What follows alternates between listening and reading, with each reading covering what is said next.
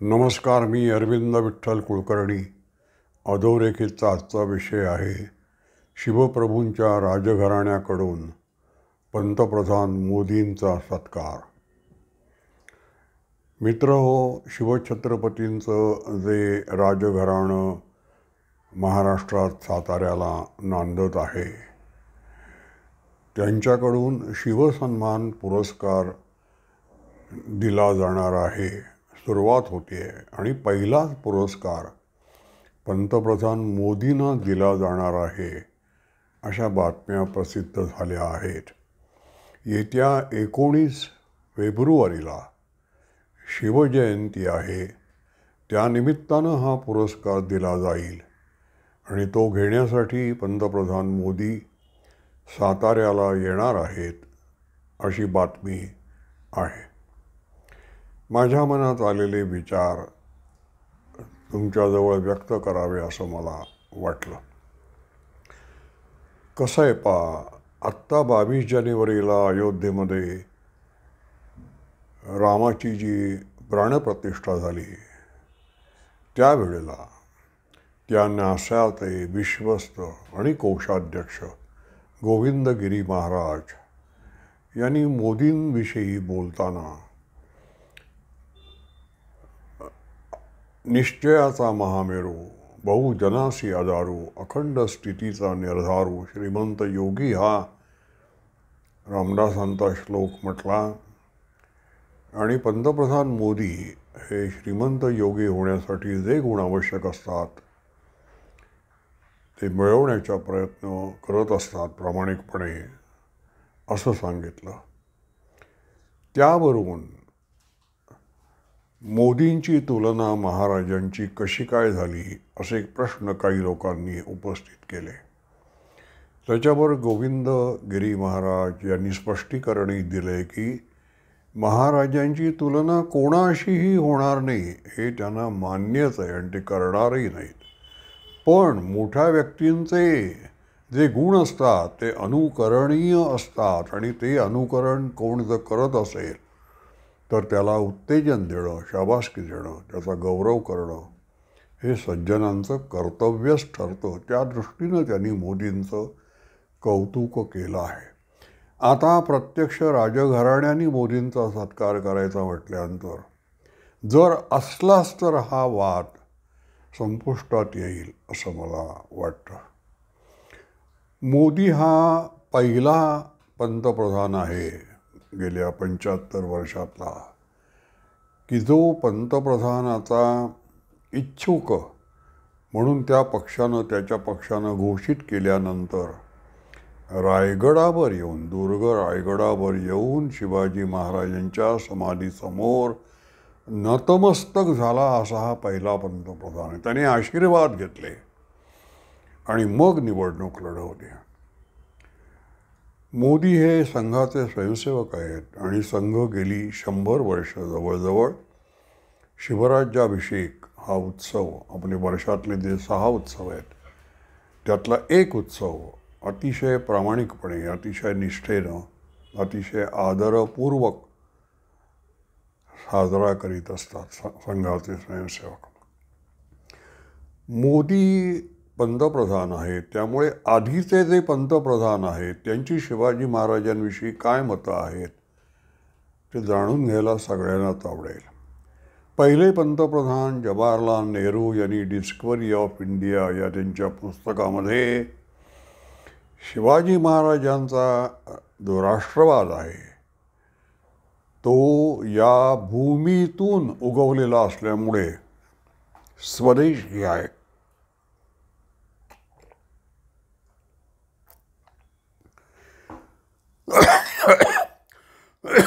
पण आम्हाला त्याहून विशाल राष्ट्रवाद निर्माण करायचा आहे असं त्यांनी त्या पुस्तकात म्हटलेलं आहे.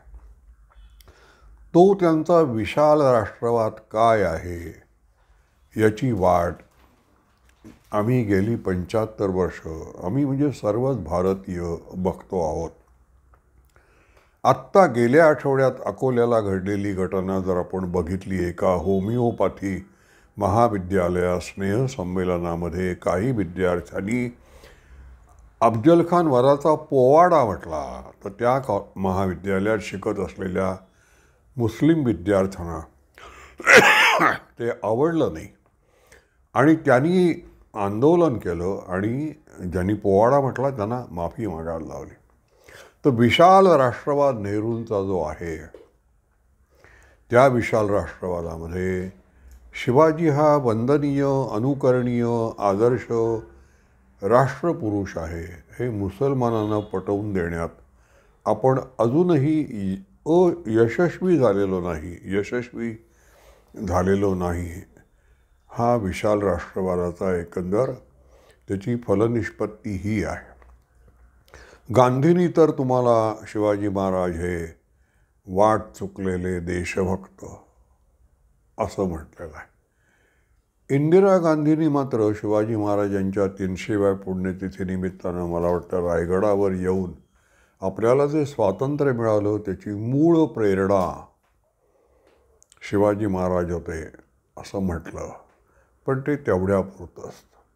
त्यानंतर ते पंतप्रधान झाले किंवा त्यानंतरचा जो काँग्रेस पक्ष आहे किंवा एकंदर भारतातलं जे सांस्कृतिक, सामाजिक, राजकीय वातावरण आहे त्याच्यामध्ये शिवाजी महाराजांना योग्य तो आदर दिला जातोय असं काही वाटत नाही, असं दुर्दैवानं म्हणावं असं वाटतं. आपल्या स्वातंत्र्य चळवळीमध्ये तर शिवाजी महाराज हे प्रेरणा, इंदिरा गांधी काही म्हणत पण शिवाजी महाराज हे प्रेरणास्थान नव्हतं. राणा प्रताप प्रेरणास्थान नव्हतं. ज्यांनी ज्यांनी त्याग केला आहे ते आदर्श पुरुष स्वातंत्र्य चळवळीचे प्रेरणास्थान नव्हते. आता मोदी सत्कार स्वीकारण्यासाठी महाराष्ट्रात येत आहेत, तर महाराष्ट्राच्या त्यांच्याकडून ज्या काही अपेक्षा आहेत त्या व्यक्त करणं हे उचित ठरेल असं मला वाटतं. महाराष्ट्राचं सगळ्यात मोठं शल्य हे आहे की अजूनही शिवाजी महाराज हे हिंदवी स्वराज्याचे संस्थापक आहेत हे भारतानं मान्य केलेलं नाही असं मला वाटतं. तर ती मान्यता पंतप्रधान म्हणून मोदींच्या भाषणातून मिळाली पाहिजे. त्याच्यावर एक असं मोहर, राजमुद्रा उमटली पाहिजे. इंग्रजी वर्तमानपत्रामध्ये शिवाजी महाराजांचं वर्णन करताना मराठा वॉरियर असा उल्लेख केला जातो आणि तिथेच ते थांबतात.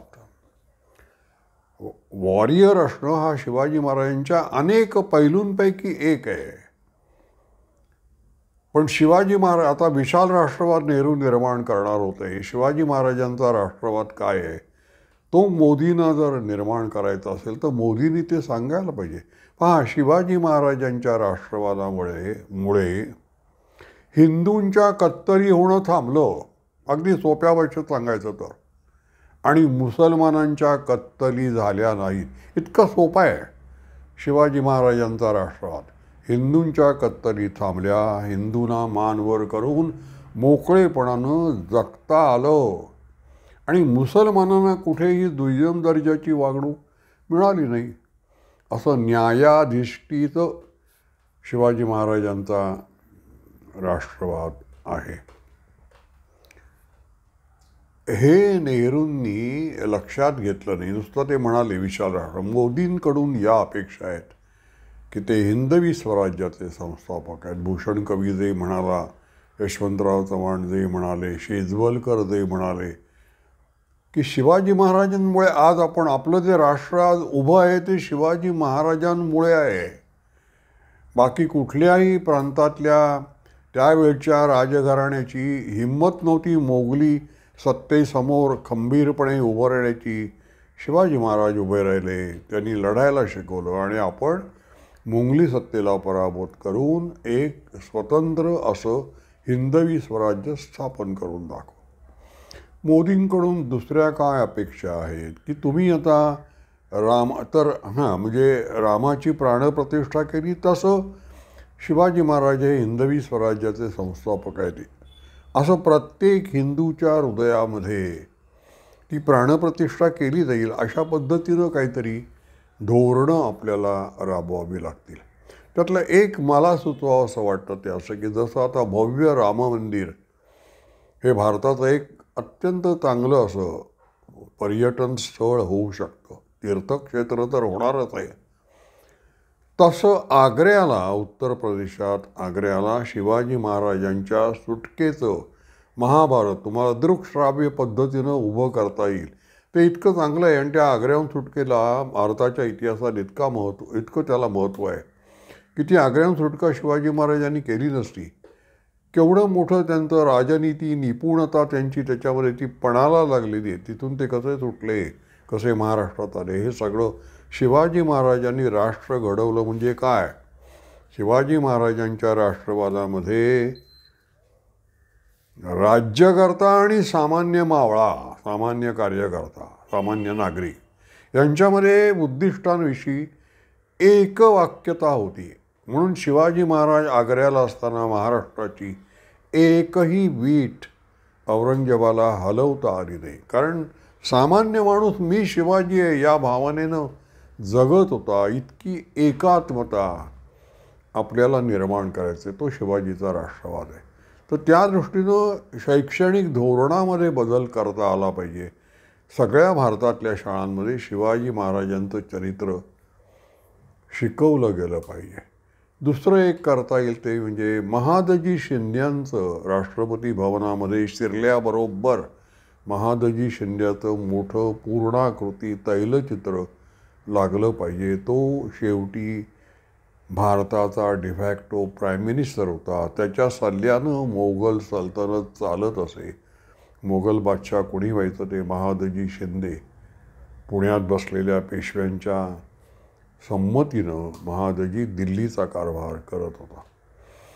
आता कुलभूषण जाधव जो आपला पाकिस्तानमध्ये त्यांच्या बंदिवासात आहे, त्याला भेटायला त्याची आई आणि पत्नी गेली असताना त्यांनी त्या दोघींना मराठीत बोलायला विरोध केला. मराठीत बोलायचं नाही, मराठी बोललात तर लगेच ते यंत्र बंद. हा मराठीचा अपमान आहे. मराठी ही शिवाजी महाराजांची भाषा आहे आणि शिवाजी महाराजांच्या भाषाविषयक धोरणामुळे सगळ्या भारतीय भाषा टिकलेल्या आहेत. तर ती जाणीव करून देण्यासाठी केंद्र सरकारनं वर्षातला एक दिवस मराठी भाषा दिन म्हणून पाळावा आणि त्या दिवशी मराठी भाषा कशी आहे, काय आहे याची माहिती लोकांना दिली जावी. अशा रीतीनं आपण शिवाजी महाराजांच्या ऋणातून थोडेफार उतराई होऊ शकतो, थोडेफार मोकळे होऊ शकतो. शिवाजी महाराजांच्या राजघराण्याकडून जो शिवसन्मान पुरस्कार दिला जाणार आहे तो घेण्यासाठी मोदी महाराष्ट्रात येतात. त्यांचं स्वागत आहे.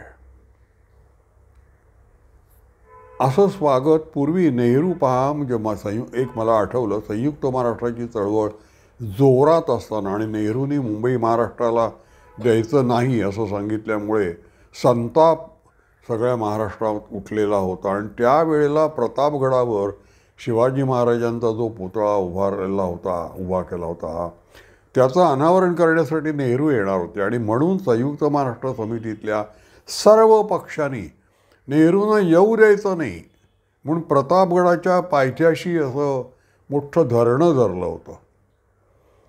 त्यावेळेला संघाचे द्वितीय सरसंघचालक गोळवलकर गुरुजी यांनी एक पत्रक काढून आवाहन केलं की जर भारताचा पंतप्रधान शिवाजी महाराजांना मानवंदना देण्यासाठी महाराष्ट्रात येत असेल तर ती अभिमानाची गोष्ट आहे. तुम्ही विरोध करू नका, निदर्शनं करू नका, तुम्ही त्यांचं स्वागत करा.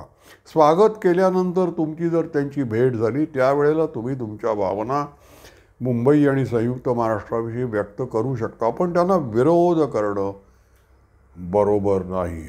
आत्ता तर काय, आता कोणी उद्धव ठाकरे वगैरे शिवाजी महाराजांनी सुरत लुटली आणि आता ते पंतप्रधान तर महाराष्ट्र लुटायलाच निघालेले आहेत, यांचा कसला सत्कार करता असं म्हणतील.